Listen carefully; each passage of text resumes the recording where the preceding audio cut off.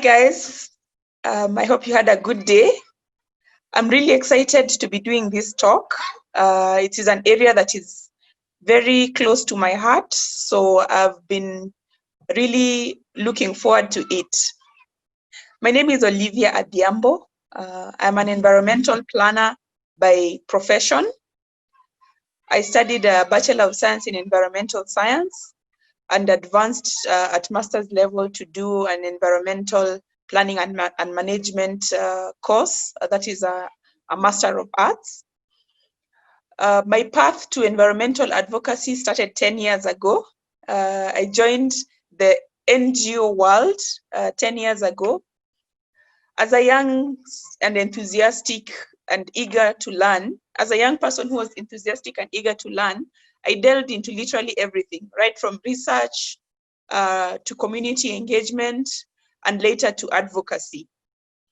So driven by the need to create change and to bring change into environmental field, I found myself very fond of advocacy work.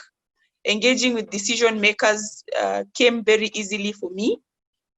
And that is how I have grown over the years in this area. So I'm once again very excited and also privileged to be talking to you. I know a number of you are young and upcoming in your careers, and you'd want to know, how do I become an environmental advocate and how do I engage in this process, even outside of professional sort of setup. So I will give a very brief talk. I don't want to bore you with a lot of facts. My talk will be very brief, and I want it to be as interactive as possible. So feel free to raise your hand, feel free to type a question on the chat box, or if you want to give inputs or make suggestions, also just feel free to do that on the chat box. I'm very open to that during this discussion. So the objective of my talk will be to share together and define, and together we will share and define and come up with a common understanding of what advocacy is. I think from my experience, there is no one definite way to define it. So I'd want us to start off with an interactive discussion of what we think it is. Then I shall talk about why you and I should be involved in environmental advocacy. I will thereafter touch on the process, then again give an overview of how advocacy is conducted. And then lastly, we'll have a chance to discuss on the opportunities for young people to get involved in environmental advocacy. So I want each and every one of us to go to our chat box, and in less than 1 minute, just write what comes to your mind when you hear the word advocacy. Just in 1 minute, it doesn't have to be complicated. It can be a word, it can be a phrase, whatever comes to your mind when you hear the word advocacy. Please share in the next 1 minute. Call for change. Thank you, Francis. Noel says it's campaign on environmental care needs. Yeah. Gloria, letting your voice be the loudest in the conversation. Vicky says influencing decision. Somebody says, Tony says making noise. Partly it's about making noise, making the right noise. Frank, recommendations from public participation. Yes, that's part of the process. I agree. Elka says a push for change. Correct. Yeah. Just as I'd said, thank you. Advocacy is pushing for a specific agenda targeting the influential people. That's correct. So there's no single definition of advocacy. All of us have actually articulated it in one way or the other, but my favorite definition is a set of actions that are targeted towards a specific audience in order to create change. So there is action, which means there's something that you have to do, but this something has to be focused towards a specific audience, and it has to have a specific outcome that you would like to see. The change could be at government policy level, at institutional level, or even at individual level. So sometimes we always think advocacy is about about the government, about changing policies or the way the government implements policies. But to a larger extent it is, but it's also about changing people's mindsets and attitudes towards a certain issue, because sometimes change begins from the people, from the community.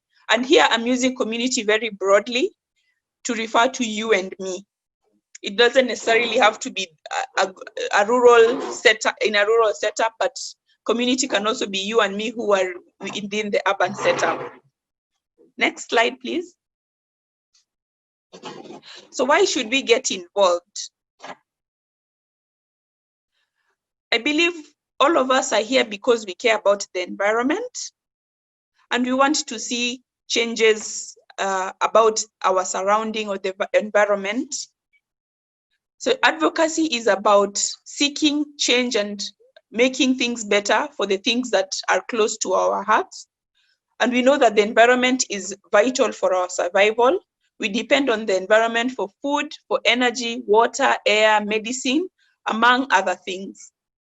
However, access to and control and use of the natural resources around us in most of Africa has been limited, denied, or undermined by laws, policies carried out from colonial periods.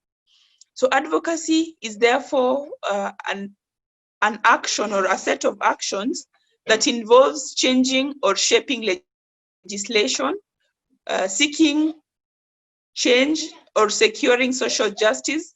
And you realize that in most times, environmental injustice is always linked to social injustice. Advocacy, we do advocacy also because we want social and political outcomes that favor our agenda, and because we want to systematically influence decision making and education and educate the public with the purpose of bringing about a different outcome.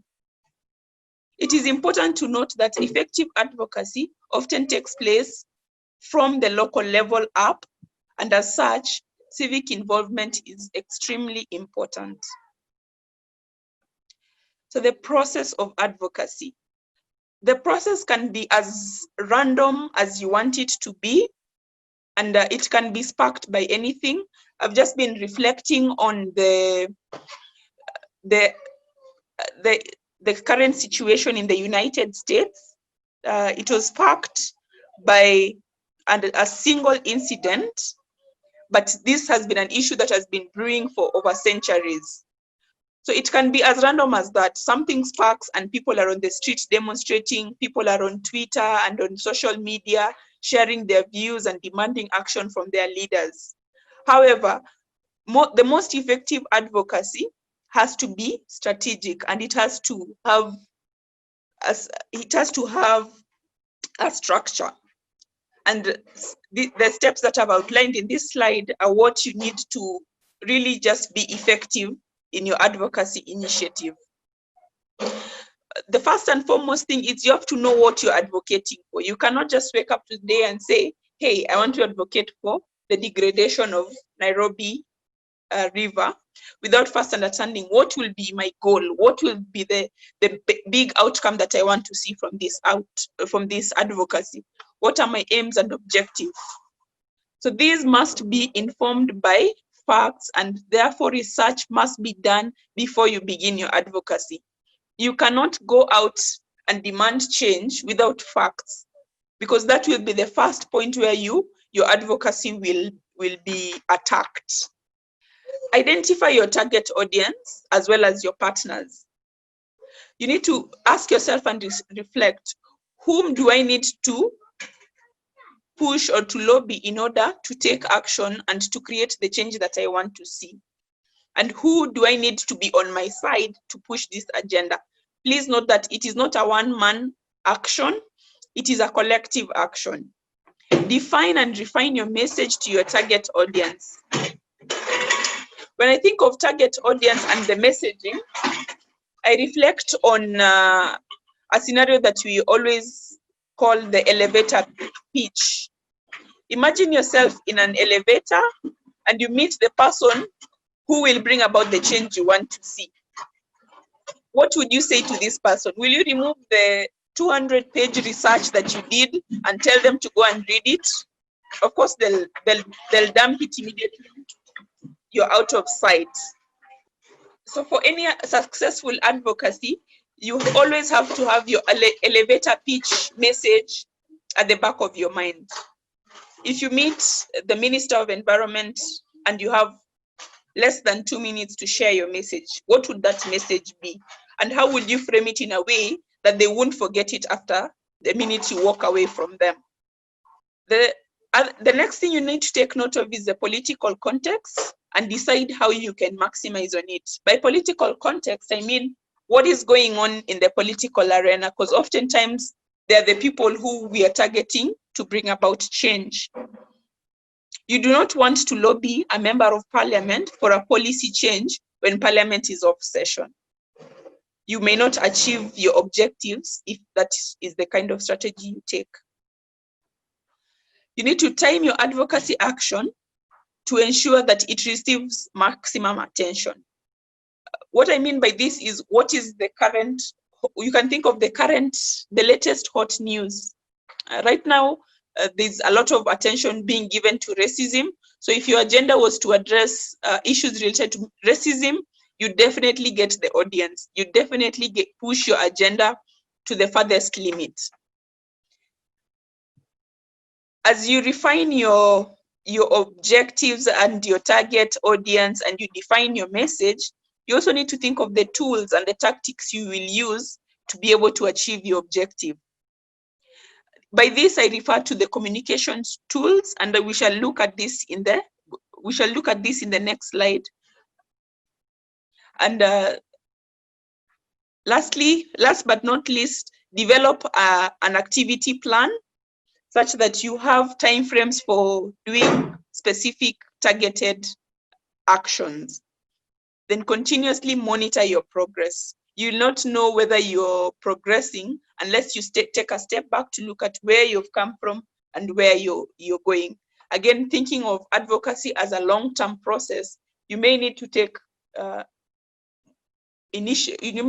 steps to reflect back in order for you to plan forward.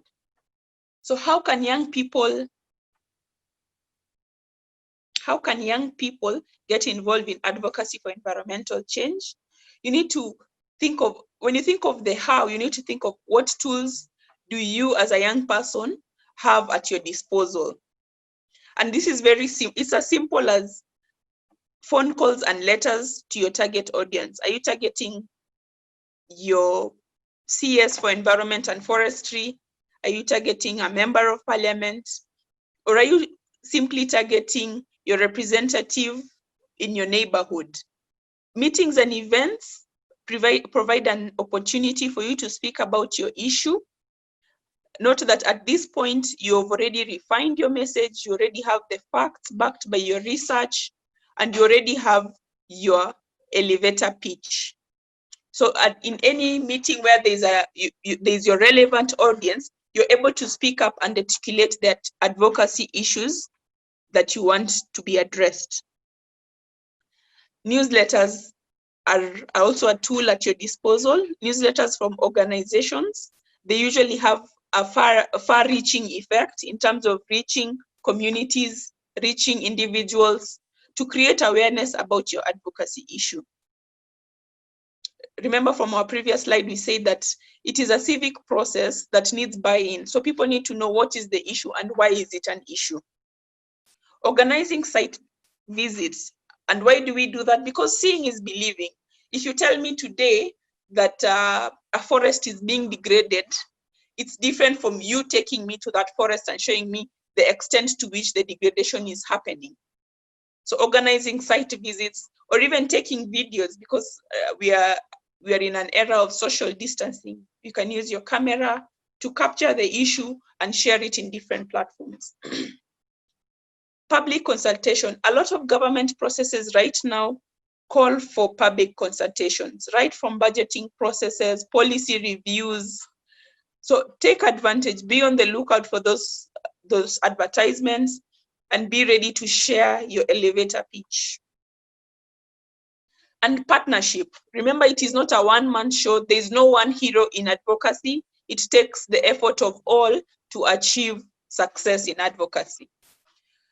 Internet and mainstream media are a powerful tool. I cannot overemphasize this. You therefore need to know how to maximize on this, and even work with professionals who know how to maximize on social media and on mainstream media to push your agenda. So opportunities are there for young people to get involved, and I will just highlight some of the opportunities that are there at national level. The first one that I would like to highlight is that KWS, no, this is forestry. The forestry policy is being reviewed. So the Ministry of Environment and Forestry called for public consultations on the amendment of the policy and the review of the Forest Act of 2016. The advertisement that I snapshot clearly shows the timelines. And already I'm aware that organizations and consortium of organizations are mobilizing themselves to give collective input and to take public input. So if you'd be interested in participating in this, please, you can drop me a message or an email, and I'll be able to connect you to the right people. Next slide. Thank you. Now, I don't know how many of you are aware, but the Kenya Wildlife Service is developing its 10-year management plan. This process has been ongoing, and it even got an extension, as you can see from the caption I got from the internet.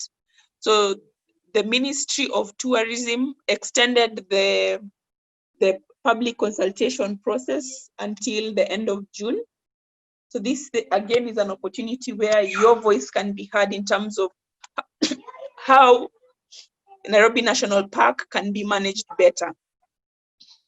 Getting involved in budgetary processes at county and national level is important.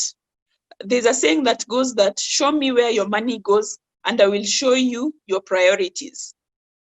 If we are able to participate in these processes at local level, then we can be able to ensure that the budget, annual budgets at county level and at national level take into account the costs that are needed to manage our environment. And the 2010 Constitution makes provision for public participation in budgeting processes to ensure that taxpayers' priorities are reflected in the final budgets. Citizens are usually invited to give their proposal in writing or to participate in actual discussion meetings. The key dates for participation in budgetary processes. So this slide outlines when the budgetary process begins up until when it is read.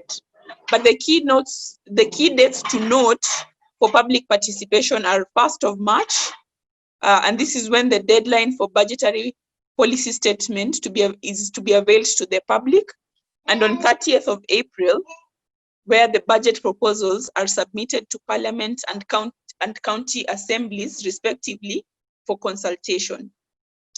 Throughout the month of May, public hearings are usually held at national and county level to get final public input into the process. So in short, there are quite a number of opportunities within our counties, within the national processes, to be involved in advocacy. However, these are just but processes that have been initiated by government.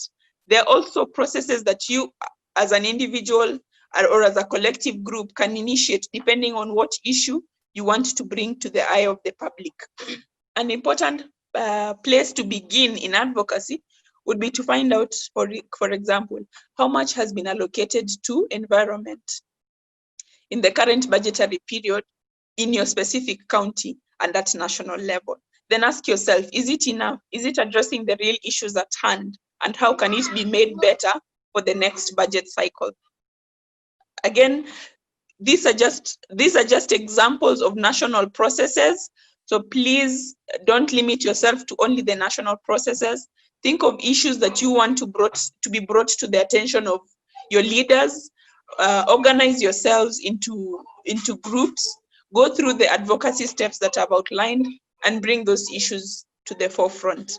And I think I'll end there. Thank you very much.